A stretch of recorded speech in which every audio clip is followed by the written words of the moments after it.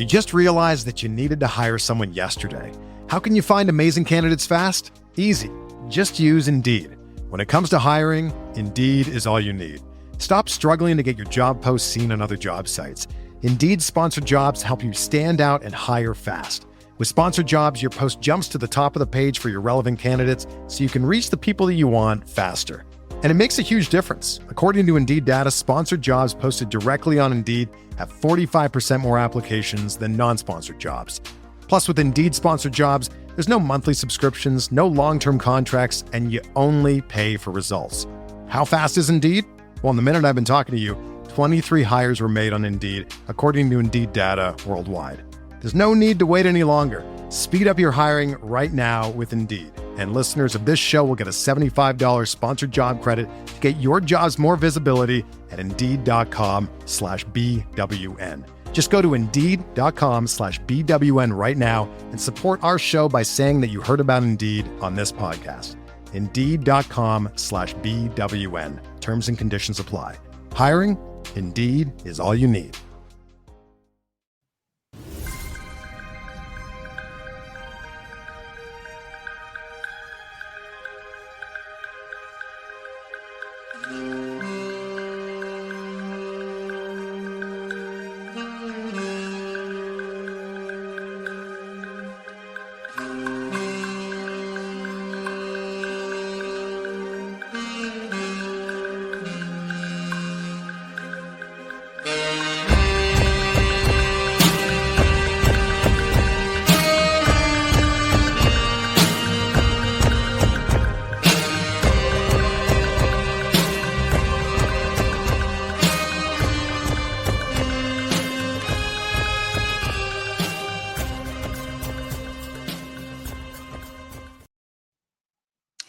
Hello, Mavs fans and Mavs enemies. I'm Kirk Henderson, joined by Josh Bowe. We are coming to you Friday night, March 7th, at about 9:15. Dallas Mavericks played a nationally televised game against the Memphis Grizzlies, and they lost 122-111. Josh, how you doing?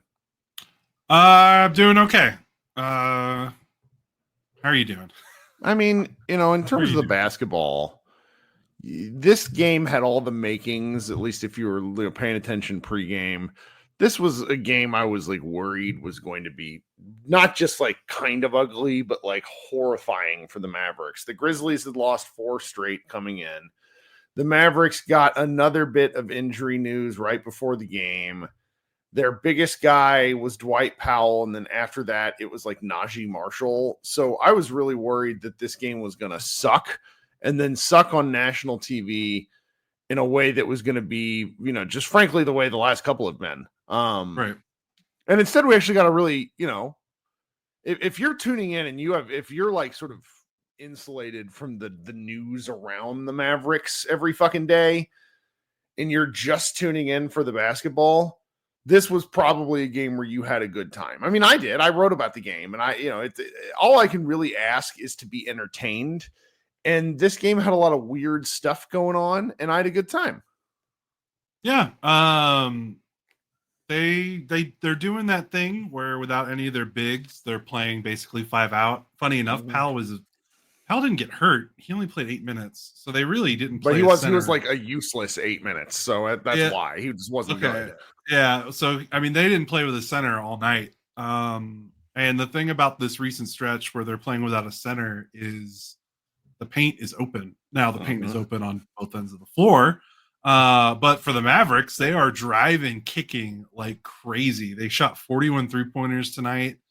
They made 15 of them, which is okay. And that's the only reason why this was even a game, because they made 7 more 3-pointers than Memphis did. I mean, but at one point that was 10. And I wrote about this because heading into the fourth quarter, the Mavericks were up by 5 and they ended up losing by 11. So there's a 16-point swing in the fourth quarter, and the Mavericks shooting just sort of died all at once. Because they were shooting back down to earth. I looked at this because I don't know what they ended up what the percentage was before this, but they were shooting 44% from 3 after 3 quarters, and they finished at 36.6. Yeah, they had a 41-point third quarter and then a 17-point fourth quarter. Yeah. That's called regression to the mean. Folks. Well, and before we, I don't. Josh talked about this. I listened to his podcast in the middle of Kansas at like 2:00 in the morning when I was driving home from my parents' house. And Josh talked about how as like these games go on, it's going to get like kind of increasingly more difficult to talk about the basketball as we know it, unless, some guys start coming back. But I think there's enough basketball stuff from this game to where we can, talk about some interesting wins, some things that are there. And then we'll, talk about some of the news around the Mavericks. I did want to point out, this is just while we're here, just like from housekeeping. One guy on Twitter who listens to our show said, you guys can start talking about college prospects. And like, I think we'll get there. But the overarching problem with that is Josh and I don't know shit. So you love the draft a lot. I love the draft. And a lot of smart draft people. So that yes. And I just like reading about it. So it's like, my current draft obsession is a guy named Trey Johnson, who plays for Texas, who played up here at Lake Highlands and took them to the 6A championship as a junior. He is dope. I was going to say most of your college basketball knowledge is probably your whatever transfers from high school because you watch. I like high school basketball. Yeah, I'm a sicko. Sicko. I mean, you're in North Texas high school basketball. If you're going to like high school basketball, that's right. Living in North Texas is not a bad place. That's right. That's right. And before I forget, shout out to our friend Mavs Draft who took a job with a NBA agency, which I think is neat. Anyway, back to the game. So there are some really laugh out loud stat lines, and which one should we talk about first? Najee Marshall or Brandon Williams? Brandon Williams, man, two-way guy scoring 31 points. Two-way guy scoring 31 points. So one of the stats that just lived in my brain from probably the first 35 games or so was that did you know that Brandon Williams leads the G League in scoring? Yeah, he's averaging like 28 per game in the G Now, League. he's only played 8 games, which means he spent enough time with the Mavericks. But in 8 games, he was averaging 28.5 points on really efficient shooting, like 39% from 3 and 48% from the field overall. And yeah, we know the G League is fake. But I also was sitting here thinking, all right, this is a guy who can score. And with the Mavericks, he's always been a little bit of a facilitator. But tonight they needed points. And up until Najee Marshall in the third quarter, the first half was all Brandon Williams scoring. Mm-hmm. He was nuts and he was fun. I really enjoyed watching him. Yeah, I mean, you're trying to figure out what is real and what's March kookiness because there's a lot going on at this time of the month where it's hard to tell what's real and what's fake because guys are hurt. Contenders are kind of coasting because their seed is kind of wrapped up. Bad teams have given up for a long time now. So there's the competitiveness is only really kind of like that middle of the pack, which admittedly that's where Memphis is. Like Memphis needs to be winning games, but they're also hurt and banged up. No Jaren Jackson Jr. Ja is a mess physically right now, as you saw in the first half. He's not on the injury report. Did you know that? I did not know that. That's crazy. I don't know how they're getting away with it. I listened to Tim McMahon and the Hoop Collective podcast talk about it, and Windhorst said something to the effect of like, there's nothing physically wrong with this shoulder, which is why he's not on the injury report. But there's something going on to where he's just not shooting the ball right at all. Yeah. And you saw that in the first half. I mean, he was 1 of 10. I think I saw 1 of 13 at one point. Maybe. Okay. It was like, because it's like you look at his, he scored 31 points on 29 shots. Yeah. He was not efficient. No. Almost all of that was in the second half. Yes. So that's the reason. That's the 2 reasons Memphis won this game is the Mavericks stopped hitting their threes and Josh started looking like jumping. That's kind of the short end of it. But yeah, Williams 34 minutes. I mean, he was exhausted. At one point, he got knocked on his ass on a hard foul and just sort of sat there for a minute, which I really got a kick out of that. 8 free throw attempts. I mean, and it wasn't just, he got hot from 3, 4 of 8, but, he made 6 2-point.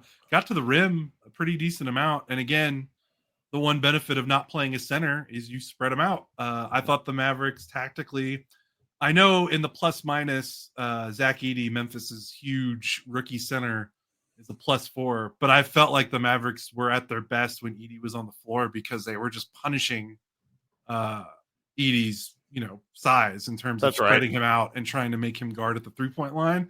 And then I felt like they got to the rim a lot, and that was when they were playing their best. And then when they went small ball with Brandon Clark at center, I felt like that's when Memphis kind of got back into the game. But Yeah. I don't know if the plus minus reflects that, but that's how it felt watching the game. Yeah. Well, and the other guy who was fun, I mean, there's more than that, but the other guy who really was I got a kick out of watching tonight was Najee Marshall. Dude, his stat line is hilarious. Well, so his plus minus, he finished a -16, which is very funny, despite scoring 29 points and grabbing 17 rebounds, including 6 offensive ones. He got to the free throw line nine times. He was 1 of 6 from 3, which means he was 9 of 17 from 2-point range. And he's just, what he strikes me as, honestly, and I think we kind of knew this because we talked about this when he was playing well with Luka. He's just got to be one of the most maddening pickup basketball players to play in existence because he's just so crafty. I like watching him play. You know, he'd be a much higher paid player if he could hit the 3 ball. Like that's his thing. That's his thing. He can't hit. He just can't shoot from anywhere beyond, like 19 feet or whatever. He can make floaters like nobody's business, man. Yeah, watching Najee these last few games is kind of sad, knowing, and a lot of it is sad, knowing like what could have been. And I'm sorry to already bring it back to the Luka trade, and I'm sure people are going to be mad, but like coming out of that Boston Finals loss, it's very funny because the thing that the Mavericks lost that series, it wasn't defense, and I know that nationally Luka got picked on for his defensive lowlights in that series. But the Mavericks actually, like Boston, didn't score super efficiently in that series. The problem was the Mavericks couldn't do anything outside of Luka and Kyrie kind of generating everything. And the Najee acquisition this past summer was like a move towards, okay, we need more guys that are not just 3-and-D. Like they have to be able to put the ball on the floor and attack a closeout. Because if you just surround your stars with standstill 3-and-D spot up shooters, like the game defenses are too good. Like the NBA is too smart. These coaches are too smart. These teams are too smart. They will figure a way around that. The way you beat that is with guys that can attack a closeout, and that's Najee. Like that attack off the dribble floater game. Like it makes me really sad. Like I would have loved to see how that looked with the team that we thought that they had built this year in the playoffs, because that was what they needed. And he's providing it. Like he's doing exactly what they needed out of him. And it's kind of sad that it feels like it's going to go in vain because like this season's lost. And even when everything's back to normal in terms of health, if it ever does come back to normal, we'll see what happens this summer. But like, it's not going to be the same because it's a different team now that has different issues. So I just wish we could have seen that. Yep. It's really something. So, other guys, it's nice to see Caleb Martin on the court. The Mavericks they're so hurt at this point that you just want to see bodies out there. I was sort of worried about both him and Exum. Exum had a really rough, borderline awful game tonight. But he's hurt. Caleb Martin's coming back from a hip injury who, if he's not hurt anymore, he's at the very least rusty. I suspect we'll see more of him against the Suns. But other than that, there's kind of not really anything to take away from his game in relation to this, right? No, he got through the game and didn't look like he reacted or anything. He was moving well. Looked like he was guarding pretty well. Like he was moving his feet pretty well, so that's good. And with a hip injury, that's what you look for, right? Yes. So I'd like to so B-boys in the chat comment on this, and I'm glad he mentioned it because it's something I think that tonight is at least worth talking about here. Max Christie's had a pretty hard regression after a really good start. Yep.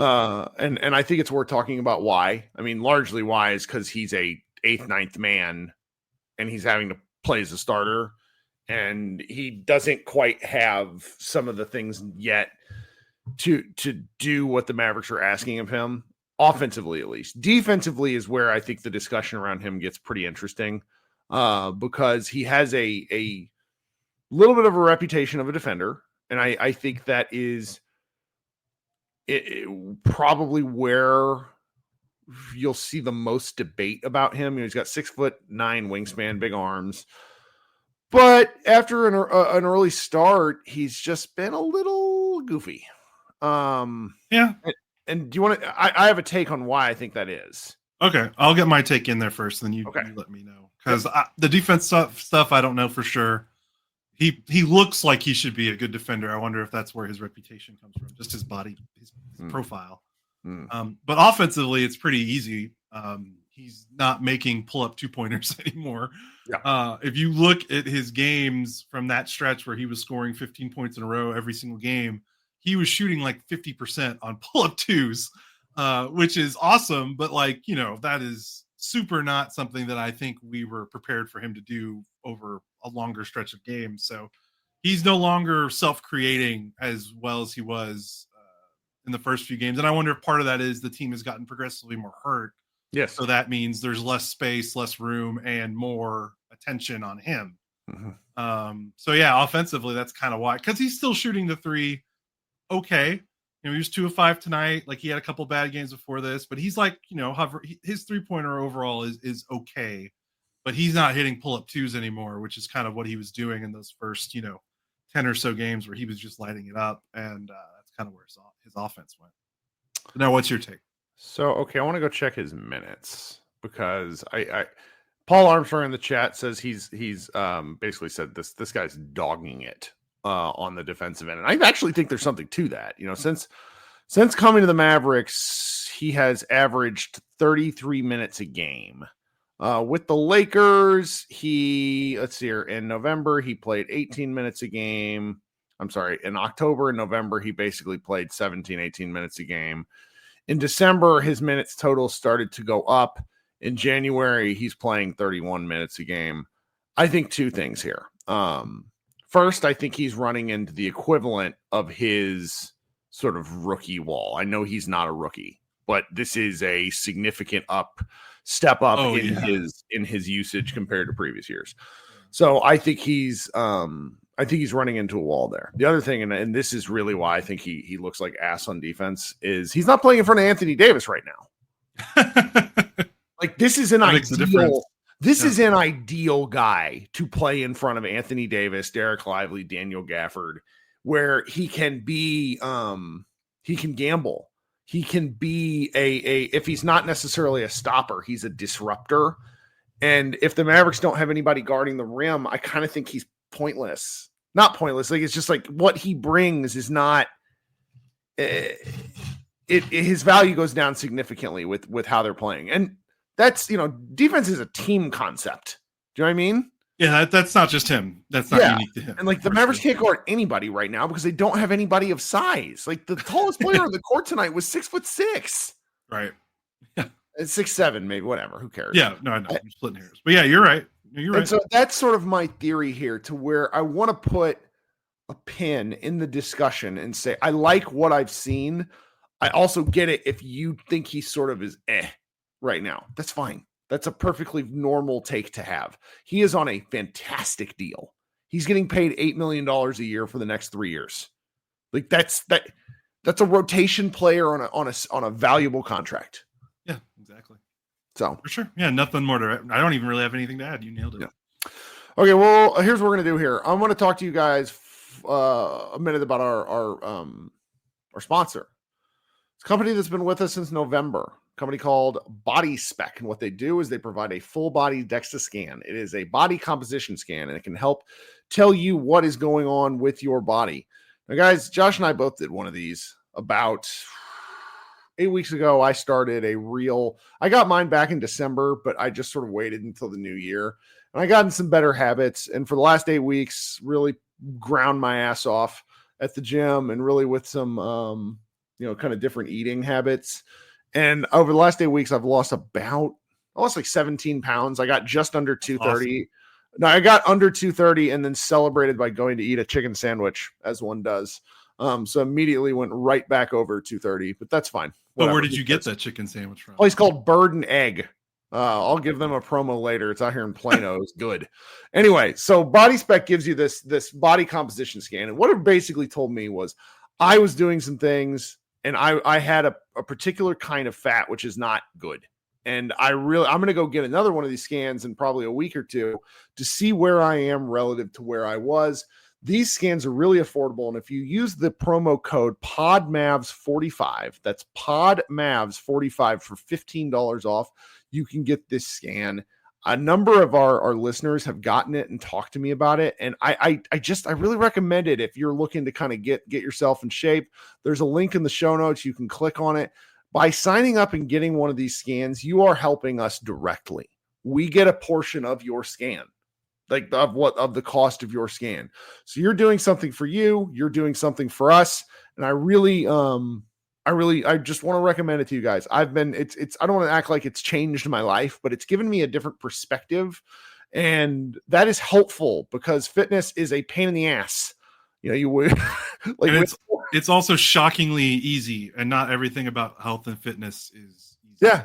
No, it's shockingly easy. You go, you sign up. They have locations all around Dallas. Like, you'd be really surprised when you go to this website and look around. You go, you get one, in and out in less than 10 minutes. And then you get a really lengthy email sent to you with not only like, here's where your problem areas are, here's where your strengths are, and some thoughts on what you can do to be better. Okay, I'm going to insert some ads because we still have to pay our bills. Listening to those will be helpful. Then Josh and I will come back and talk about some of the news of the day. We'll be right back.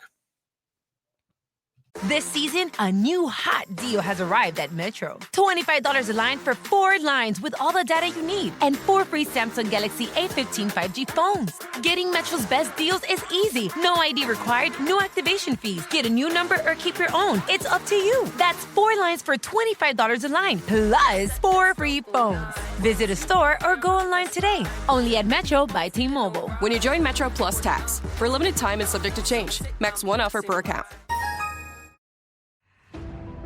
This episode is brought to you by Peacock. The new Peacock original documentary, Matthew Perry, A Hollywood Tragedy, dives deep into the beloved actor's rise to fame and his tragic death. 5 people, including Perry's personal assistant, 2 medical doctors, and an alleged Hollywood drug dealer known as the Ketamine Queen, were charged with conspiracy to illegally provide Perry with the ketamine. Explore the details of the case in this heartbreaking special, streaming now only on Peacock. All right, guys, thanks so much for sticking with us during the break there.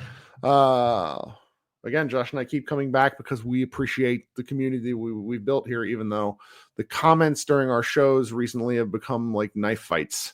We actually have an interview with Tim McMahon next week, and I'm going to need you guys to not be psychopaths. Thank you. What should we talk about? Well, what do you want? You didn't get to record last. So this is your first podcast since Kyrie news. So there's probably been a lot of takes percolating in your brain. There's the Mark Cuban interview, which I didn't watch because I don't want to watch it, despite the fact that I probably need to watch it just for. And then there's just react like. Sure. You haven't been able to talk on our platform. Like, I almost want to cede the floor to you, not to put you on the spot, but what's bubbling around in your brain? Because I kind of got it out of my system the last podcast. Because the thing I was thinking about a lot since the Kyrie injury is just thinking about like how this was a young, sustainable like contender, and it was working. And it's just so crazy to think that we're like how quickly it has changed the trajectory, and that's going to be sticking with me for a while. That's right. So I don't know.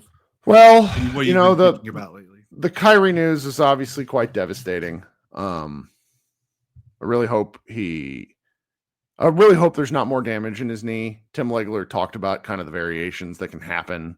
And it's not just the ACL you should be worried about. It's other stuff too. There's going to be a lot of rehab. He's an older, smaller guard. He relies upon his skill, but his quickness is definitely a weapon. So I'm hopeful that everything goes well for him. I will say, and I'm glad you kind of prompted me with this. The statement that Dallas Mavericks general manager Nico Harrison put out is one of the lamest fucking things in the history in space and time. And I went from thinking that this guy is a crazy egotist to I have serious concerns about his mental well-being. I mean, I'm just going to read you part of this. This is about Kyrie Irving. This is a statement from Nico Harrison, and I quote, "His work ethic and absolute dedication to his craft It's cut from the cloths of greats. I know it. I lived it. And I see the same ferocity and passion in him that I saw in Kobe. Mamba I mentality. know it. I know it. I lived it. I lived it. Shut the fuck up, you shoe salesman. Like that, like seriously, like he needs to shut the fuck up. I am so frustrated with him and this joke of a PR machine that's coming out through the Mavericks, to where, let's just go through the timeline in order. He trades Luka Doncic. The day after the trade, maybe 2 days after the trade, he has a horrible press conference. No, it was the next day. It was the next day. A horrible press conference in Cleveland, not in Dallas. So the only people that are there are national media, Cleveland media, and the few Dallas media that take the trip. Because most Dallas media don't travel to road games. Right. It's expensive. It's hard to do. Yeah. He embarrassed himself at that press conference. He showed right then and there that he is not a primetime player. From there, he hid. He goes to Dallas games, but he doesn't go and sits in his seats. That's fine. I'm not going to make a judgment call on that. But then he went to Los Angeles. And not only did he go to Los Angeles, he hobnobbed with the Lakers people. And I mean this, guys. I have reports from people on the ground. You don't even need reports. He was at center court with. He was at center court. He's talking with all the people. He's looking like this is an inside job. Okay?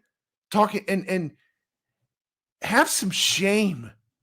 Don't make this like, I'm tired of the conspiracy stuff, because the simple fact of the matter is this very arrogant man thought that Anthony Davis is better than Luka Doncic. That's why the trade happened. I'm tired of these Facebook mom posts and things I see on Instagram where it's like, look at this conspiracy theory. No, it's not that hard. And the owner approved it because he doesn't know anything about basketball. Yeah, and he hired Nico to do the basketball. So he trusted him. Yeah. He is Gaston's friend in Beauty and the Beast. Go look up the photo. Okay. That's who we have. That's our owner. Okay. I don't expect him to know anything about basketball. But then Kyrie hurts. And so, like, keep in mind, guys, this is like a month. Nico says nothing for a month. Okay. And Kyrie gets hurt, and it's awful. It is awful. If the Mavericks want to put out a statement, put out a statement.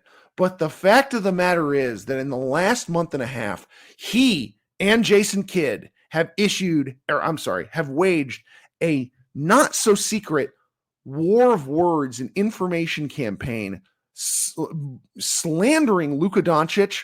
And guys, it's not that hard to tell who it is. There's just not enough people in the Mavericks organization. The Mavericks are not some big business. There's 5 people that could have said these things. Okay. And so they've been doing this. Then you put out this really flowery, loving statement about Kyrie Irving. And I get it. You do. If none of this other stuff had happened, this wouldn't bother me. Because I want to know that you love the players. But this is like, it just looks stupid. It looks stupid. Your GM and your owner have both given public comments since the Luka trade, talking about the greatest players in the NBA. And not once has the owner or the GM of the Dallas Mavericks, when talking about the greatest players in the NBA, referencing whether that's Anthony Davis's work ethic or Kyrie Irving's work ethic, not one of them brought up Dirk Nowitzki's name.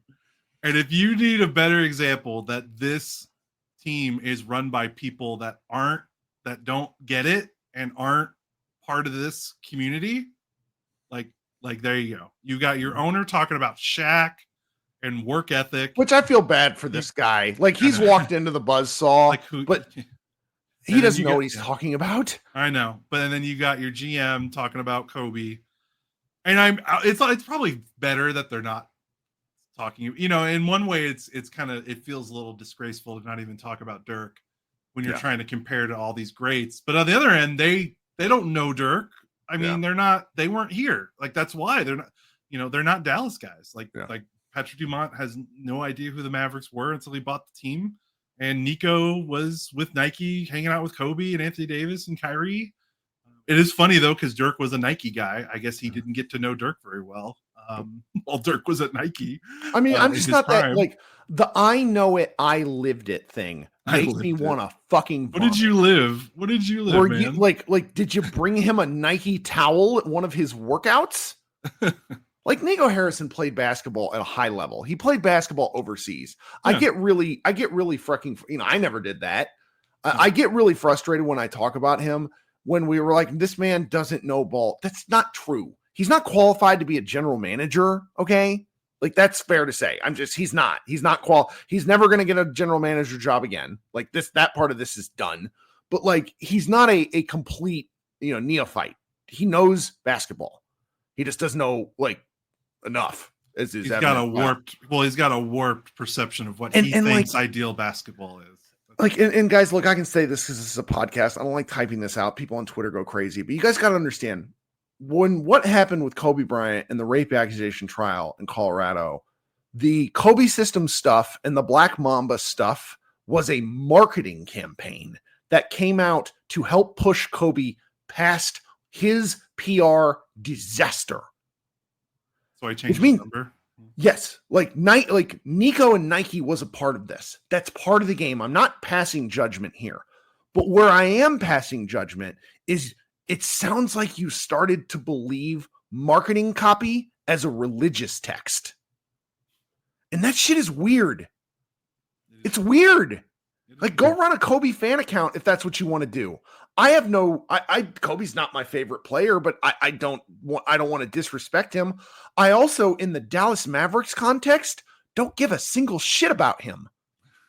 Why not, Kirk? His number's retired. Mavericks retired his number. Which is a nice pivot. That actually allows me a pivot point because I could just sit here and rep on Nico all day. To Mark Cuban's interview, which Mark Cuban went on WFAA. Did you actually watch it, by the way? I read most of it. I can't stand listening to him. Okay. And it was he talked about cost plus drugs, and so he's apparently pissed at WFAA for saying that they kind of took his interview out of context and was like, and it's like, homie, nobody. Wait, so is he under the impression that his interview was not supposed to be about? That's right. He went on Blue Sky and did that. I'm pretty sure. At least unless somebody sent me a fake screenshot, which is entirely possible. Anyway, his interview was fine. He didn't say anything really controversial. He really chapped my ass specifically when the part of the interview, he's the part of the interview that made news and you saw aggregated was him talking about, well, if you're going to trade him, you have to get more. And that's not controversial. Like, I don't understand how that made news. The part that really chapped my ass, and I went on a Twitter tirade about this this morning too. I was just still so mad about it. Was he talked about how they don't have the ability to sell what they're doing. They're not me was the thing that he actually said. And I lost it at this. And I'm going to go see if I can find the quote here. Filibuster for me for a second. Yeah. Mark Cuban, master, as you eloquently put on Twitter, master of PR since post 2011, how many public foot in his mouth situations has Mark Cuban had when he was the sole basketball decision maker, not sole, but the head basketball decision maker. You've got the Kenyon Martin thug stuff when they played Denver in the playoffs. You got his comments about AAU ball and Euro ball, and I mean not saying Russell Westbrook is an MVP when Westbrook won the MVP, all that stuff. So now go ahead. This is a quote from Mark Cuban. I think the biggest challenge that the Mavs have right now is there's nobody who's really outgoing to communicate. It's not so much what you do, it's how you communicate why you do what you do. And that's their challenge without me in front. I think it's just not their nature. They're just not me. You can't expect them to be me. That made me so viscerally angry. And here's the thing. Most of the local media is simpatico right now in terms of how we feel about the ownership and the Mavericks. Part of where our podcast grew was we did not buy the Maverick Company line from 2013 until ever. Okay. When the Mark Cuban line started to be much more out there. And what Mark Cuban fails to understand to this day is that when he speaks when he spoke as owner, he was news. Regardless of whether what he was saying was true or not, he was news.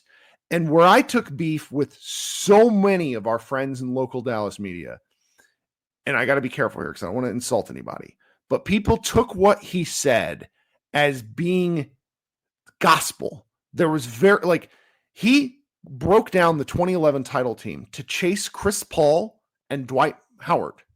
After they lost out on Dwight Howard, he had the audacity to go and tell the media, I think we're better off without him. And you know what? The local media around here bought that shit for years. So if Cuban's saying right now, they're missing my ability to sell, I don't think anyone ever really bought what he sold because the results weren't there. He failed Dirk. He really did. And he doesn't take near enough heat for that. And then what he did was he finally got out of the way after drunk Donnie Nelson embarrassed himself enough to the point to where the shadow GM didn't even want anything to do with the team. Haralabal Vulgaris. All those guys moved on. Rick Carlisle quit. Donnie Nelson got fired or turned in his notice before Cuban could fire him. Then Cuban went out and found Jason Kidd, who he then and Nico Harrison, who were a package deal. I don't know who was more important. Yeah, Nico said he wouldn't be GM unless Kidd was his coach. That's right. And then Cuban used Dirk Nowitzki to sell the pitch to us, even though Jason Kidd had been out of a job. And look, Josh and I are on the record about this. Go check all our podcasts. We might have came around on Kidd because of the results, but I think it's fair to say now that the winner of all that was Luka Doncic. Luka was why shit worked. Really hard. Then he sells the team after placing these guys in charge. Now, when Cuban was in charge, I think Nico Harrison was largely there to smooth Cuban's edges with people that they weren't able to get in front of. I actually think it was a potentially a great pairing. I really do.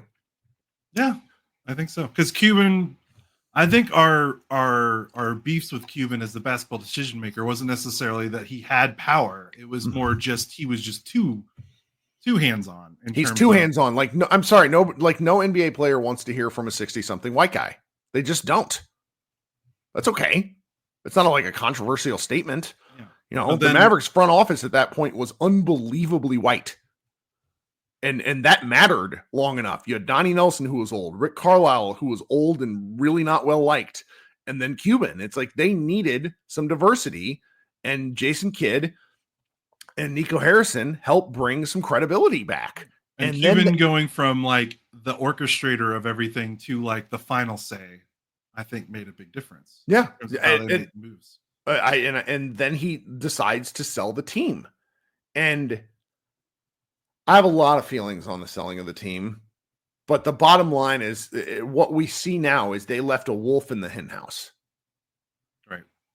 Because the final check went away, by the way, because Cuban was the final check. Now with Dumont, obviously he still has to sign off on things, but he doesn't fucking know. No, he takes ultimate responsibility, but it's right. I save my ire for Harrison. I save my frustration, but it's much more simmered for Dumont. Yeah, that makes sense because he bought, Yeah, he doesn't know basketball. He's not a basketball guy. So that was the one thing that sucked about going from Cuban to Dumont is because if this would, if Cuban was still the majority owner, we could say what we want about Cuban. I feel pretty confident that if Nico brought this trade to Cuban, he says no. And maybe, I don't know if he fires him, but I don't think the trade happens if Cuban's the majority owner of the team. And shout out to our longtime listener, Paul, with a comment that just rankles me, so I'm going to address it. When the tell-all book comes out, it'll be 100% collusion in the casino with your patsy fall guy, Nico. I would believe more ownership-level collusion if two things had happened. One, if they actually would have had a bidding war. But the fact is they went to one team for one player. That one player was a Nike guy who Nico knew and who Kidd wanted. Kidd wants him. Kidd prefers defensive bigs. He sought out JaVale McGee for Christ's sakes. This is just, it's the thing. And second, I don't think a billionaire would willingly take away value from something the way that they did with the Mavericks. like moving on from Luka Doncic is like, it's a $500 million to $1 billion mistake. Like Luka might have made $300 million from the Mavericks, but the valuation for him only goes like it only pushes the team up. Billionaires do not like to lose money. No, very important element of this. And they're here for the long haul. They want the casino, like the gambling part, all this stuff. The Mavericks envision the thing that they have in Irving. You could go to one of the city council meetings. And by the way, how do you pitch your resort mega casino experience to a city when your team sucks and you don't have a star to attack? By the way, like I don't see how Dumont being like, we need to get Luka out of here so we can get a casino built in tech. Like that also doesn't make sense either, because Luka is there to sell a new building. No, it'd be like the Warriors trading Steph Curry to try to get the Chase Center built in San Francisco. Yeah. Like what? Yeah. That's not how you do it. Well, and so, I've been really pushing, and look, the position of me, Josh is a more impartial person. Position of me, Kirk Henderson, Pod Maverick host, and I'm not going to say I speak for Mavs Moneyball, but editor at Mavs Moneyball. My position very clearly is that Nico Harrison should be fired with haste. Now, we get into the practicalities of this.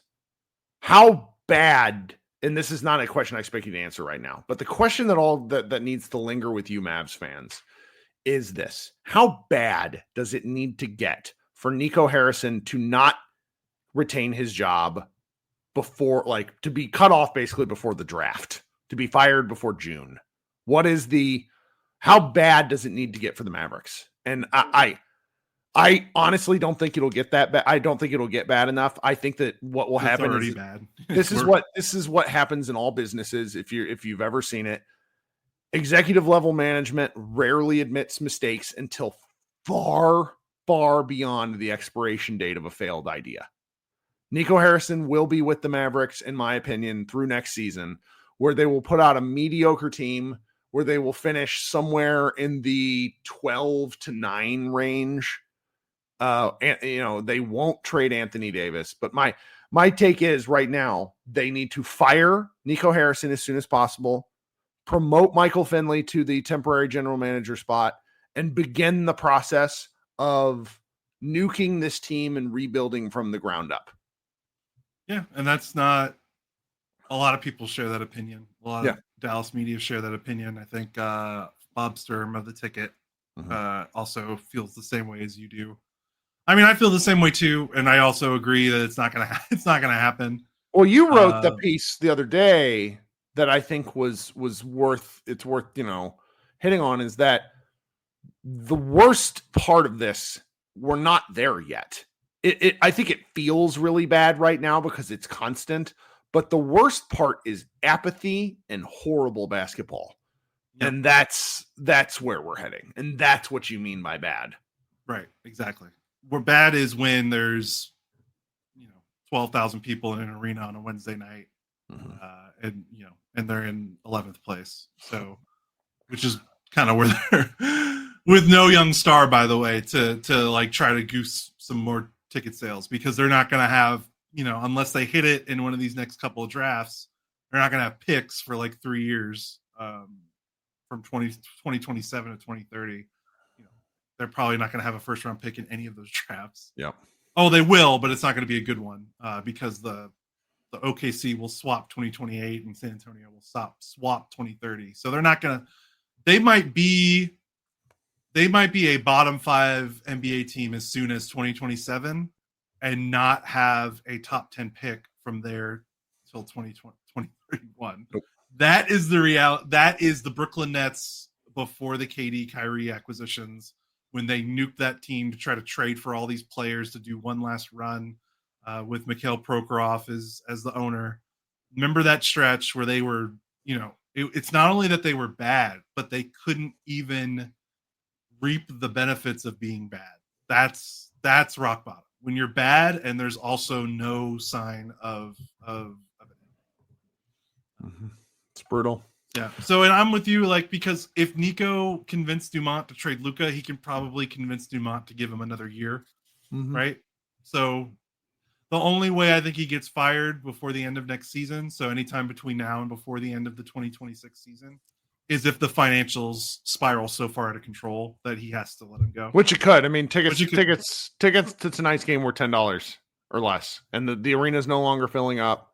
People are canceling the TV subscriptions. Yep. Like you hit them in They're the wall. They're going to be off national TV. And again, you already lost valuation because of Luka. Like, there's some real problems ahead. Like jersey sales, like all that stuff, merch sales. Like, if that gets bad, then maybe that's the only way. Well, we'll have more to talk about. We won't lament this all the time, but there's a couple of things that had happened.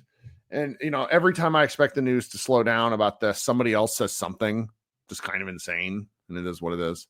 We'll be back Sunday evening. So the Mavericks play an odd Sunday afternoon game, a nationally televised disaster game against the Suns for who wants it less.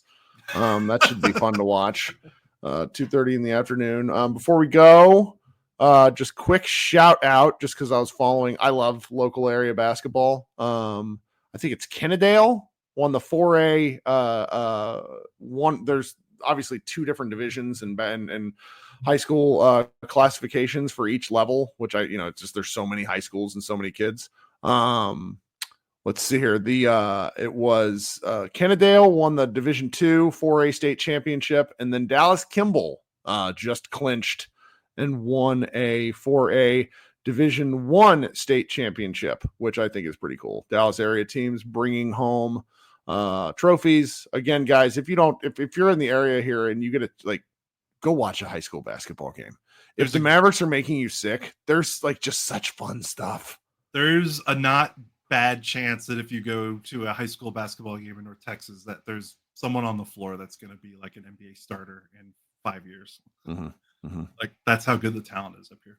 Yeah, it's great and it's fun. I mean, the games are short. Like, NBA games can kind of make you hate basketball because they're like 2 hours and 40 minutes long. 8-minute quarters for a high school basketball game, you're in and out, an hour and 15. It's fantastic. Let's just get a shot clock, Texas. Let's get that shot clock. You know why they don't do that? Have you ever heard why?